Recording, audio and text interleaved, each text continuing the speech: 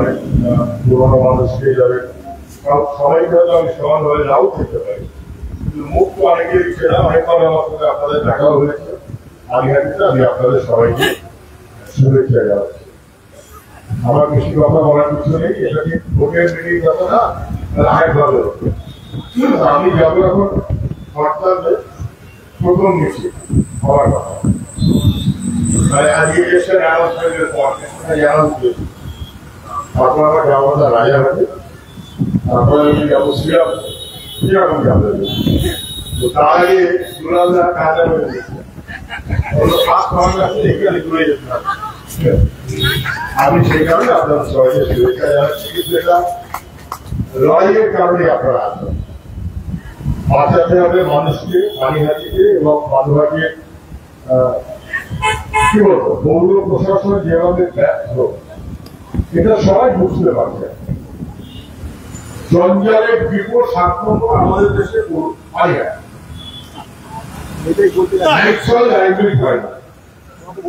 জলের একটা প্রকল্প আমাদের সময় আমরা যা শিলান্যাস করেছিলাম সেটা এখনো পর্যন্ত কার্যকরী হয়নি। আর হবে কি করবে?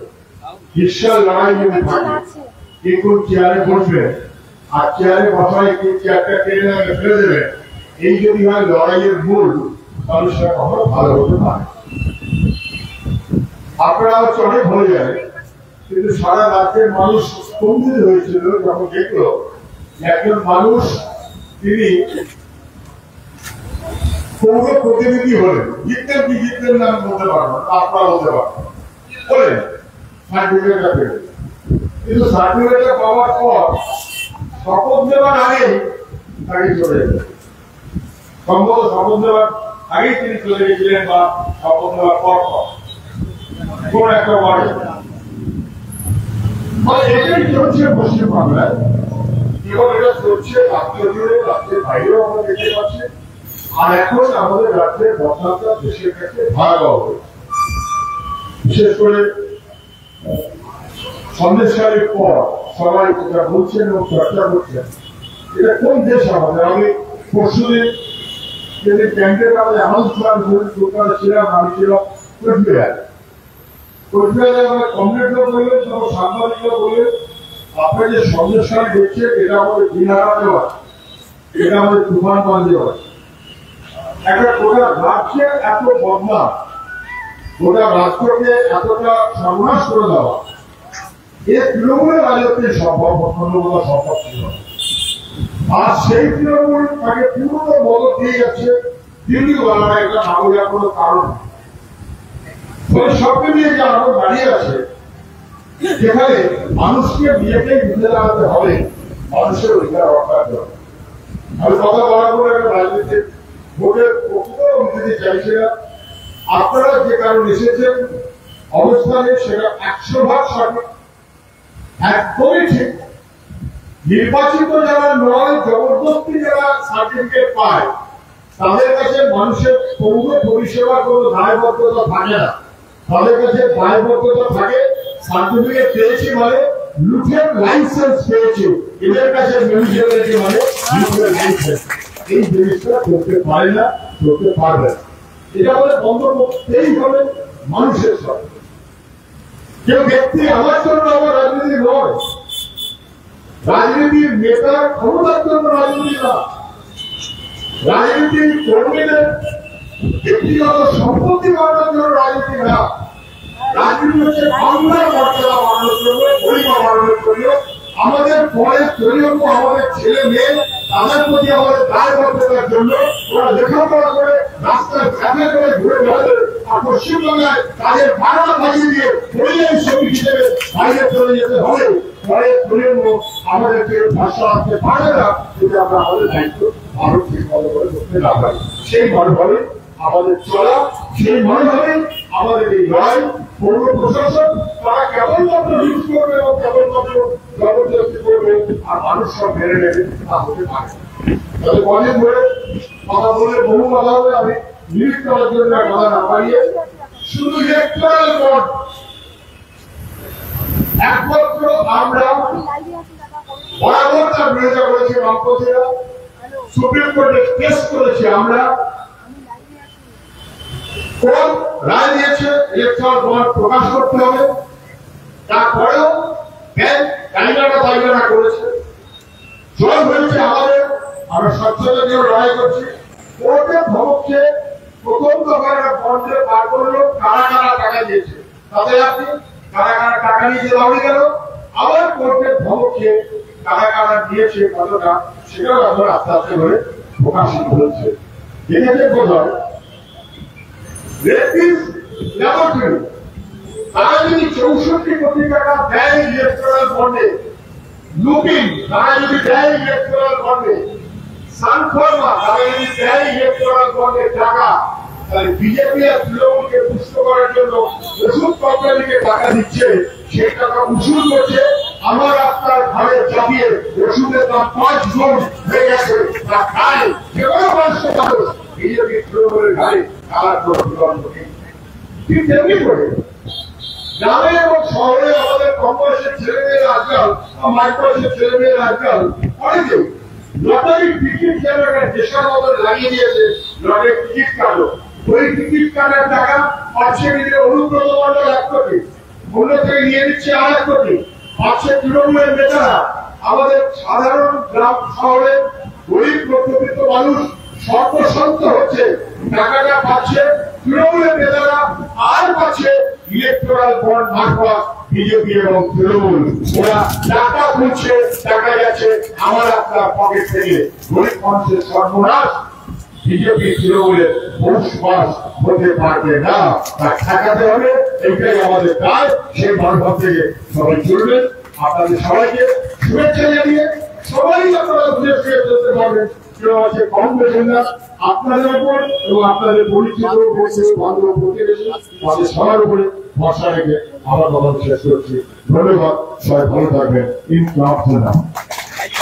নমস্কার, আপনারা দেখছেন 7 নিউজ নেটওয়ার্ক। এতক্ষণ আপনারা শুনলেন পানিহাটি পৌরসভা সার্বিক ব্যর্থতার প্রতিবাদে পানিহাটি পৌরসভার গেটে যে গণ অবস্থান কর্মসূচি পালন করছে পানিহাটি বামফ্রন্ট, সেখানে উপস্থিত আছেন দমদম লোকসভা কেন্দ্রের সিপিএম প্রার্থী সুজন চক্রবর্তী। এবার কথা বলে নেব তার সঙ্গে।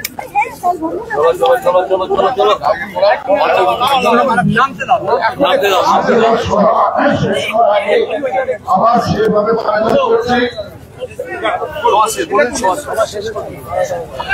আগামী লোকসভা নির্বাচনে দমদম লোকসভা কেন্দ্রে বামফ্রন্ট সমর্থিত সিপিআইএম প্রার্থী ডক্টর সুজন চক্রবর্তীকে ভোট চাওয়ার প্রতিশ্রুতিকে অংশগ্রহণ করবেন, এই আবেদন থেকে আজকের সভা শেষ করলাম। নামবো নিচে, নামবো আমি নিচে নামবো।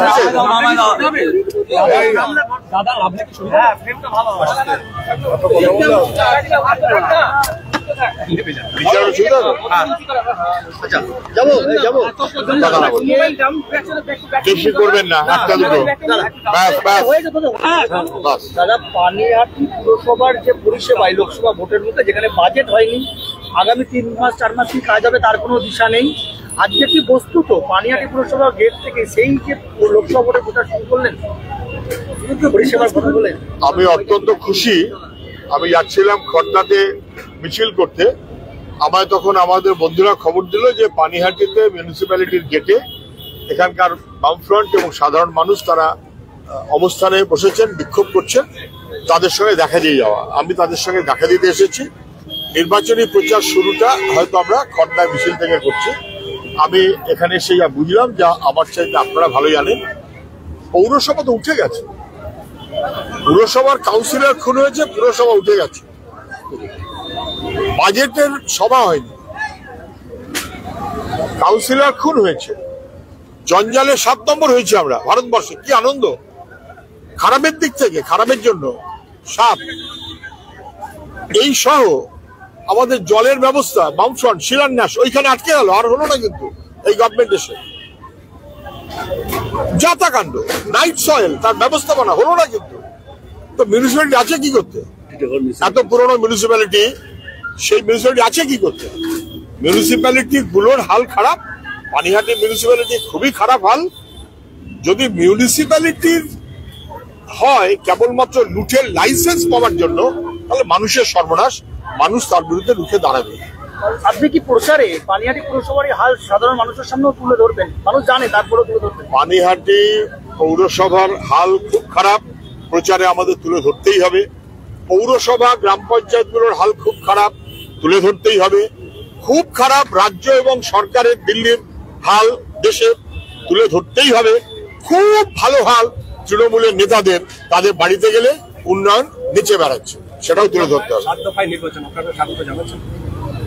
আমি এখনো দেখিনি শব্দ ভাই বলেছি, আমাদের কথা ভাই কত নম্বরে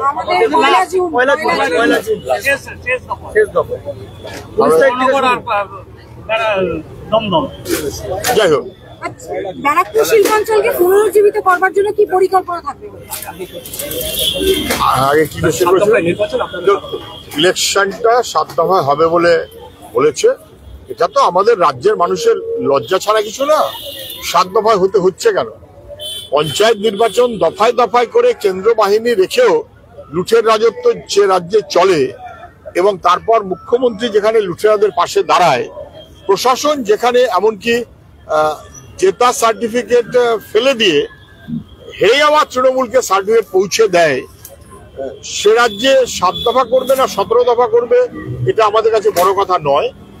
কত কোম্পানি পুলিশ থাকবে সেটা আমাদের কাছে বড় কথা নয়। নির্বাচন কমিশনের কাজ টু এনশিওর যাতে প্রত্যেকটি মানুষ তার মতো ভোট দিতে পারে, সেই বিধি ব্যবস্থা তারা কি করে করবে, এটা আমাদের কাছে বেশি আশঙ্কা করছেন সেরকম নাও হতে পারে। কারণ গত পঞ্চায়েত নির্বাচনে দেখেছি কতগুলো মানুষ। পঞ্চায়েত নির্বাচন আর লোকসভা নির্বাচন এক নয়। পঞ্চায়েত নির্বাচন রাজ্য নির্বাচন কমিশন যে নবান্নের দালালি করার জন্য বসে আছে, এই নির্বাচন কমিশনের হালও খুব ভালো তা আমি মনে করি না। কিন্তু গোটা ভারতবর্ষের নির্বাচন এবং মানুষ অনেক সচেতন, ফলে চেষ্টা করলেও ওসব করতে পারবে না, মানুষ রুখে দেবে। সন্দেশখালীর নাম শুনেছেন? মায়েরা হাতে লাঠি নিয়েছে, ঝাঁটা নিয়েছে, অপেক্ষায় থাকে জানো। আপনি ইলেকট্রাল বন্ড নিয়ে বলেছিলেন যে ওটা কি সত্যি বিজেপির পকেটে টাকা গেছে? ইলেকট্রাল বন্ডের টাকা 90% গেছে, সবচেয়ে বেশি গেছে বিজেপির কাছে, ভারতবর্ষের দ্বিতীয় সবচেয়ে বেশি গেছে তৃণমূলের কাছে। ইলেকট্রাল বন্ড মারফত বিজেপি এবং তৃণমূল তারা টাকা লুটেছে, মানুষের ঘাড়ে সেই টাকার বোঝা চাপিয়ে দেওয়া হয়েছে। ওষুধের দাম ক্রমশ বাড়ছে, ওষুধের কোম্পানিগুলো ক্রমশ ইলেকট্রাল বন্ডে বিজেপি তৃণমূলকে টাকা দিচ্ছে।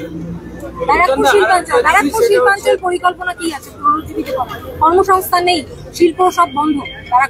ব্যারাকপুর শিল্পাঞ্চল আমার চাইতে এখানকার যারা পুরনো মানুষ তারা অনেক ভালো জানেন। এটা ঠিক যে লুট এবং দালালি এমন ভাবে হচ্ছে যে ব্যারাকপুর শিল্পাঞ্চল যখন 12টা বেজে গেছে, হলদিয়া শিল্পাঞ্চল উঠে গেল পারলে প্রায়। তৃণমূলের শুভেন্দু লুট করেছে, তৃণমূলের ছেড়ে বিজেপির শুভেন্দু সেও লুট করে যাচ্ছে। ফলে লুটের রাজত্বে পরিণত হচ্ছে আমাদের রাজ্যটা। রাজ্যটাকে যদি বাঁচাতে হয়, লুট ঠেকাতে হবে। বাংলার যুবক তাদের ভবিষ্যতের দিকে তাকাতে হবে। তাদের ভবিষ্যতের দিকে তাকিয়ে বুদ্ধ ভট্টাচার্যরা যে পরিকল্পনা করেছিলেন, মানুষ তাদের ভরসা পাচ্ছিলেন, কিন্তু তাকে 12টা বাজিয়ে দিয়েছে দিল্লি রাজ্য সবাই মিলিয়ে চক্রান্ত করে। ফলে বাংলার যুব সমাজ এবং ভবিষ্যৎ প্রজন্ম তাদের দিকে তাকিয়ে বর্তমান প্রজন্ম নিশ্চিতভাবে এখনকার যারা মানুষ, বয়স্ক, কম বয়সী, মহিলা, তারা দায় পালন করবেন বলে আমি বিশ্বাস করি। মানুষ নিজের ভোট নিজে দেবে। Trinamool out, BJP out. মানুষের জন্যই এটা জরুরি। এটা আমাদের জেতা হারার ব্যাপার না, মানুষের জেতা হারার ব্যাপার। আপনি যে কেন্দ্রের ক্যান্ডিডেট হয়েছেন, পাশের কেন্দ্র ব্যারাকপুর, এখন বহু মানে চর্চিত নাম অর্জুন সিং তৃণমূলে ছিলেন, আবার বিজেপিতে গিয়েছেন, শোনা যাচ্ছে বিজেপি থেকে উনি ক্যান্ডিডেট হতে পারেন। আমার কোনো এই ব্যাপারে আগ্রহ নেই। যে অর্জুন সিং তৃণমূলের নেতা, বিকাশ বসু খুনে অভিযুক্ত বলে মুখ্যমন্ত্রীও বলেছিলেন, সেই তৃণমূলই তাকে নেতা বানিয়েছে, তিনি এমএলএ হয়েছেন। বিকাশ বসুর স্ত্রী তাদের অখুশি হয়েছিলেন।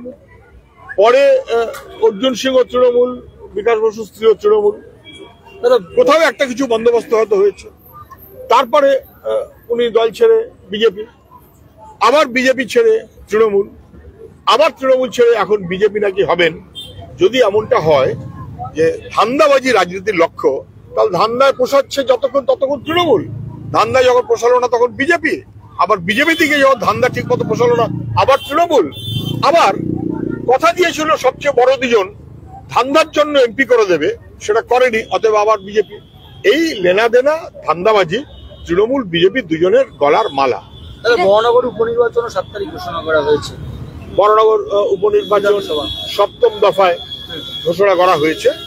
বরানগরের নির্বাচিত প্রতিনিধি তিনি বলেছেন যে তৃণমূলের নেতারা এক পা বিজেপিতে এক পা তৃণমূলে, এবং তিনি বলেছেন যে আমি তাকে চিনি, তিনি আমাদের চাইতে একটু সিনিয়র। আমি যখন এসএফআই সম্পাদক ছিলাম, তিনি তখন ছাত্র পরিষদের সভাপতি ছিলেন। রাজনীতি লোক, আমার পছন্দ না হতে পারে তার নীতি, কিন্তু রাজনীতির লোক। রাজনীতির পুরনো লোকেরা যদি কংগ্রেসও করে থাকেন, যদি তৃণমূলও করে থাকেন, তারা এখন বুঝতে পারছেন যে তৃণমূলটা রাজনীতির দল না, রাজনীতির দল ছিল, এখন তৃণমূলটাকে লুঠেরাদের দল। ফলে পুরনো মানুষদের কারুর সেখানে থাকার মতন সুযোগ নেই। ওটা একা বরানগরের এমএলএ না, ওটা সব জায়গার জন্য সত্য।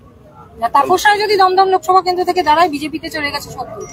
তাপস রায় যদি দমদম লোকসভা থেকে দাঁড়াবে, অসুবিধা কি আছে? কোনো আপত্তি নেই তো। যে কেউ যে কোনো জায়গায় দাঁড়াবে, একটাই কথা, লোকে নিজের ভোট নিজে দেবে, ব্যাস, বাকিটা আউট। তাপসদা পুরনো রাজনীতির লোক, আপনি বললেন যদি দমদম থেকে দাঁড়ায় কোনো বার্তা থাকবে তাপসদার প্রতি? আমি এইসব ইফ যদি বাট কিন্তু হোয়াট মানে কি সব করে লাভ নেই। এখানে আমি শুনেছি সৌগত বাবু দাঁড়িয়েছেন, তিনি বয়স্ক মানুষ, তাকে অধ্যাপক হিসেবে আমি চিনতাম। পরে আবার চিনেছি, ওই ভিডিওতে হাতে হাতে টাকা নিয়ে থ্যাংক ইউ বলতে দেখেছি, তাও চিনেছি। কিন্তু আমার চেনা তো বড় কথা না। বনগাঁর বা বরানগরের বা দমদমের, উনি বনগাঁও একসময় এমএলএ ছিলেন, এখানকার এমপি হয়েছেন। এখানকার মানুষ ওনাকে চিনবেন, আমার চেনাটা বড় কথা নয়।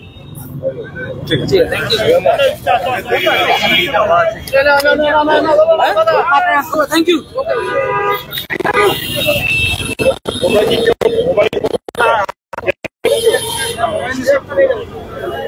আপনারা শুনলেন যে আজই নির্ঘণ্ট ঘোষণা হয়ে গিয়েছে লোকসভার। আর এক্ষেত্রে আমরা ব্যারাকপুরে 20 মে এবং আমাদের দমদম লোকসভা কেন্দ্রে 1 জুন ভোট হতে চলেছে, এবং আমরা এইমাত্র কথা বললাম দমদম লোকসভা কেন্দ্রে বামফ্রন্ট মনোনীত সিপিআইএম প্রার্থী সুজন চক্রবর্তীর সঙ্গে। তিনি পানিহাটিতে এতক্ষণ তার বক্তৃতা করে গেলেন এবং আমাদের বিভিন্ন প্রশ্নের উত্তর দিলেন, যেখানে যেই দাঁড়াক না কেন দমদম লোকসভা কেন্দ্রে বামেদের কোনো রকম অসুবিধা নেই, তারা সম্পূর্ণভাবে আশাবাদী, এমনটাই জানালেন। দেখতে থাকুন 7 আওয়ার নিউজ। ইতিমধ্যে লোকসভা ভোটের নির্ঘণ্ট ঘোষণা হয়ে গেছে বাংলার 7 দফা নির্বাচন, এবং এর পরবর্তী পদক্ষেপ কি হয়। দমদম লোকসভা কেন্দ্রে প্রার্থী ঘোষণা এখনো বিজেপি করেনি, সেক্ষেত্রেই বা কি হয় সেটাই এখন দেখার। পানিহাটি থেকে শ্যামল পাল, গৌতমী নাথ, 7 আওয়ার নিউজ। জয় হিন্দ।